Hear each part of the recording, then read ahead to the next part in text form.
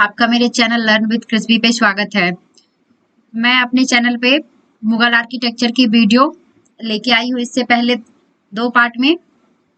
आज मैं तीसरा पार्ट लेके आ रही हूँ मुगल आर्किटेक्चर की। अकबर के आर्किटेक्चर का पहला चरण मैं लेके आ चुकी हूँ, आज मैं दूसरा चरण लेके आ रही हूँ और ये वीडियो थोड़ा सा लॉन्ग हो जाता है, इसलिए मैं शाहजहां और जहांगीर औरंगजेब का जो आर्किटेक्चर कार्य है उसे हम नेक्स्ट पार्ट में लेके आएंगे, क्योंकि बहुत लॉन्ग वीडियो होने की वजह से आप लोग भी देख के बोर हो जाते हैं, क्योंकि आर्किटेक्चर बहुत ज्यादा इंटरेस्टिंग टॉपिक नहीं है हिस्ट्री का। वैसे भी हिस्ट्री का टॉपिक कुछ लोगों को तो बहुत इंटरेस्टिंग लगता है, कुछ लोगों को बिल्कुल पसंद नहीं आता है, बट लोग देखते हैं क्योंकि उनको पढ़ना पड़ता है। ये हमारा सिलेबस का पार्ट है और ये हमारा यूजीसी नेट का पेपर 2 है, जिसका हम लोग प्रोफेसर बनने वाले हैं, तो ऑब्वियस सी बात है उसे इंटरेस्ट के साथ पढ़ना पड़ेगा, क्योंकि जब तक इंटरेस्ट नहीं होगा हम अपने स्टूडेंट को कैसे पढ़ा पाएंगे, उसे कैसे समझा पाएंगे। सो फ्रेंड्स, चलिए वीडियो स्टार्ट करते हैं। अकबर की स्थापत्य योजना का दूसरा चरण आज हम स्टार्ट कर रहे हैं अपने वीडियो में। आगरा से लगभग 40 किलोमीटर के पश्चिम में सीकरी में साम्राज्य के लिए एक औपचारिक राजधानी की अवधारणा का निर्माण के साथ मेल खाता है।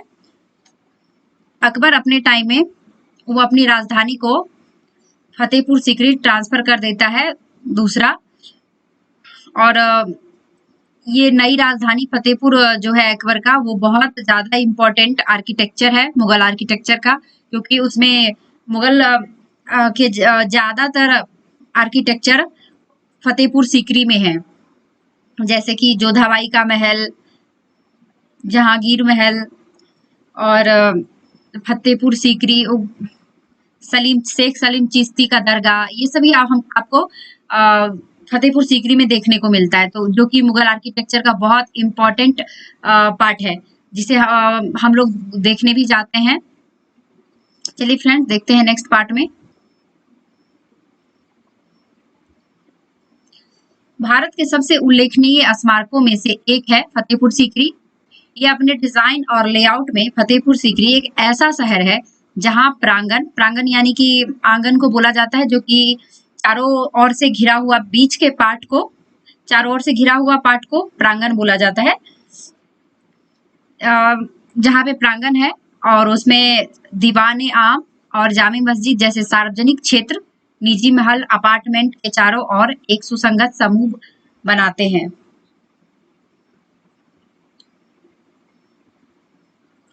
यह शहर बहुत ही कम समय में, इसका टाइम पीरियड है 1571 से 1585 में, बहुत ही कम समय में बनाया गया था, और इस तरह यह किसी भी सचेत समग्र योजना का पालन नहीं करता है।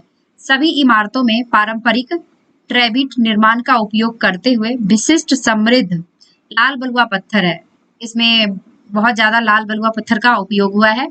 खंभे, लिटेंट, ब्रैकेट, टाइल्स और पोस्ट स्थानीय चट्टानों से काटे गए थे। ये सभी पार्ट जो है वो स्थानीय चट्टानों से काटकर बनाया गया था और मोर्टार के उपयोग के बिना इकट्ठे हुए थे।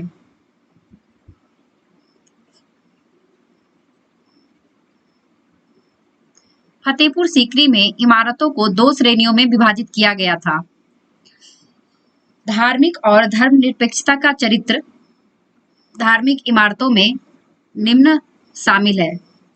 फतेहपुर सीकरी में हमें धार्मिक देखने को तो मिला ही है, और उसमें धर्मनिरपेक्षता का चरित्र भी देखने को मिला है, और वो है हमारा बुलंद दरवाजा। चलिए देखते हैं।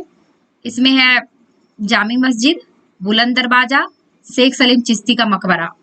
बुलंद दरवाजा जो है अकबर अपने गुजरात विजय के उपलक्ष्य में बनाया था। जब अकबर गुजरात विजय करके आता है तो उसी के उपलक्ष्य में फतेहपुर सीकरी में बुलंद दरवाजा का निर्माण करता है। शेख सलीम चिश्ती का मकबरा भी इसी में है। शेख सलीम का उनकी इच्छा नहीं थी कि उनका कोई मकबरा का निर्माण करे, उनका मन इच्छा नहीं था, बट उनके मकबरे को बहुत ही भव्य तरीके से बनाया गया है, जिसे लोग अभी जाते हैं माथा टेकने के लिए।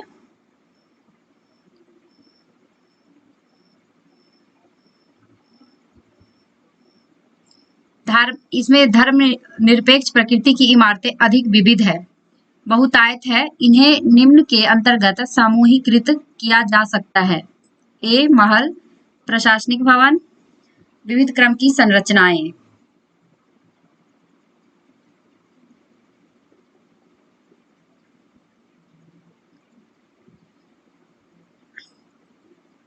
यह एक जिज्ञासु तथ्य है कि धार्मिक इमारतें हमेशा धनुषाकार शैली में बनी होती है। यह एक बहुत ज्यादा जिज्ञासु तथ्य है, इसको जानने मतलब बहुत जानने की इच्छा होती है कि धार्मिक इमारतें ज्यादातर धनुषाकार शैली में बनी होती है, जबकि धर्मनिरपेक्ष इमारतों में ट्रेबिट क्रम हावी होता है। तो जैसे कि कोई विशेष धार्मिक से जुड़ा हुआ जो इमारत होता है उसमें आप धनुषाकार शैली देखेंगे, लेकिन जो धर्मनिरपेक्ष इमारत होता है यानी कि जिसमें कि आप सभी धर्मों से जुड़ा हुआ चीज देख सकते हैं, किसी भी धर्म को अपमान नहीं किया जाता है, उसे धर्मनिरपेक्ष बोला जाता है, उसमें ट्रेबिट क्रम हावी होता है।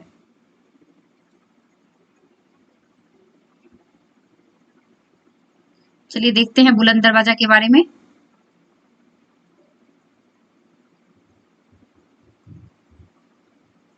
हाँ चलिए, इसका निर्माण लाल और पीले बलुआ पत्थर से किया गया है। बुलंद दरवाजा के निर्माण में लाल और पीले बलुआ पत्थर का उपयोग हुआ है, जिसमें सफेद संगमरमर की जुराई भी है, जो मेहराब की अवधि को रेखांकित करती है। फतेहपुर सीकरी में जो मेहराब है वह सफेद संगमरमर से बना हुआ है। बुलंद दरवाजा 1573 में अकबर गुजरात विजय के उपलक्ष्य में बनाया था, जैसा कि हम आगे के पार्ट में बोले हैं।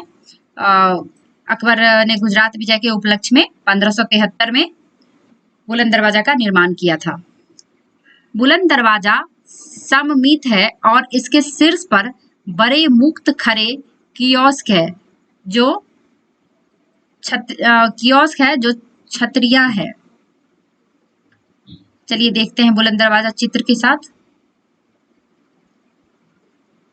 ये देख सकते हैं, इसे ही बोला जाता है छतरियां। ये देख सकते हैं बुलंद दरवाजा के ऊपर में छतरियों का उपयोग किया गया है।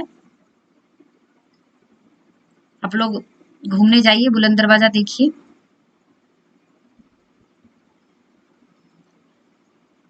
चलिए देखते हैं, फतेहपुर सीकरी का बहुत इंपॉर्टेंट टॉम्ब है, आर्किटेक्चर है शेख सलीम चिश्ती का मकबरा। सलीम चिश्ती का मकबरा उत्तर पश्चिम भाग में है, फतेहपुर सीकरी के उत्तर पश्चिम भाग में है, जामी मस्जिद के प्रांगण में स्थित है। यह एक वास्तुशिल्प उत्कृष्ट कृत है, क्योंकि यह भारत में संगमरमर के काम के बेहतरीन नमूनों में से एक को प्रदर्शित करता है। इसमें संगमरमर का कुछ विशेष काम किया गया है, जो कि भारत में यानी कि इंडिया में उसके बेहतरीन नमूनों में से एक माना जाता है। और संगमरमर का सबसे बेस्ट एग्जाम्पल है हमारे यहाँ ताजमहल। संरचना 1581 में पूरी हुई थी और मूलतः केवल आंशिक रूप से संगमरमर में ही थी।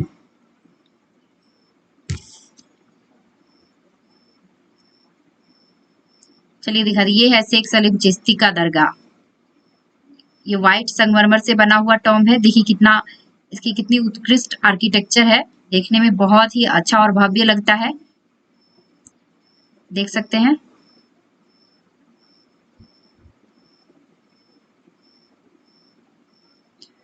फतेहपुर सीकरी में महल परिसर में कई अपार्टमेंट और कक्ष शामिल है। इनमें से सबसे बड़ी इमारत जोधाबाई का महल के नाम से जानी जाती है। महल विशाल और विशेषता में कठोर है।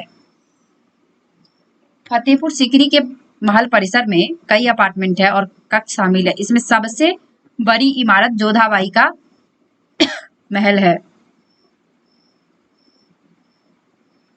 ये देख सकते हैं, ये है जोधाबाई का महल। ये बहुत बड़े हैं और इसकी विशेषता भी देख सकते हैं।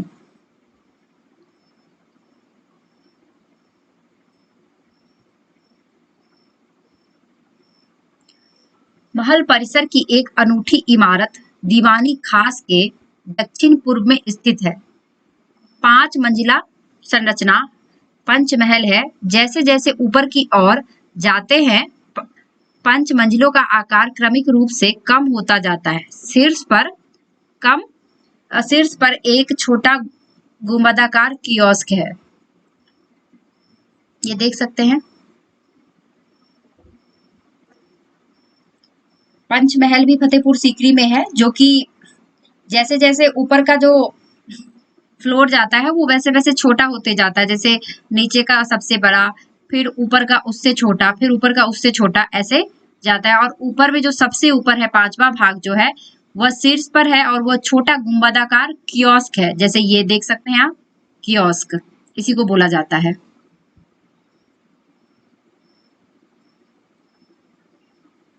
सो फ्रेंड्स, आज मैं छोटा सा वीडियो मुगल आर्किटेक्चर का लेके आई हूँ। उम्मीद है आप सभी को पसंद आया होगा। आज अकबर का दोनों खत्म हो चुका है आर्किटेक्चर का भाग, और आगे नेक्स्ट पार्ट में जहांगीर, शाहजहां और औरंगजेब का लेके आऊंगी। वो एक पार्ट में कंप्लीट हो जाएगा और वो बहुत इंपॉर्टेंट है क्योंकि एग्जाम में शाहजहां के आर्किटेक्चर से बहुत क्वेश्चन आते हैं। एग्जाम में शाहजहां के आर्किटेक्चर से क्वेश्चन ज्यादा आता है और जहांगीर के चित्रकला से, क्योंकि जहांगीर चित्र कला में बहुत ज्यादा इंटरेस्टेड था। उसे चित्र से बहुत ज्यादा प्यार था। उन्होंने अपने टाइम में शासकों का चित्र बनाना स्टार्ट करवाया था और उसमें पीछे दिव्य गोलाकार आकृतियां थी, जो कि भगवान के पीछे, महात्मा बुद्ध के पीछे जैसे दिखाया जाता है तेज, वो उनके पीछे भी दिखाया गया है क्योंकि उन्हें बहुत ज्यादा चित्रकारी से प्यार था। तो ये एग्जाम में बहुत ज्यादा क्वेश्चन आता है फ्रेंड्स, और इस टॉपिक को मैं पढ़ाऊंगी। उम्मीद है आप सभी को पसंद आ रहा है। अगर आप लोग को पसंद आ रहा है तो प्लीज मेरे चैनल को सब्सक्राइब करें, लाइक करें, शेयर करें और कमेंट करें।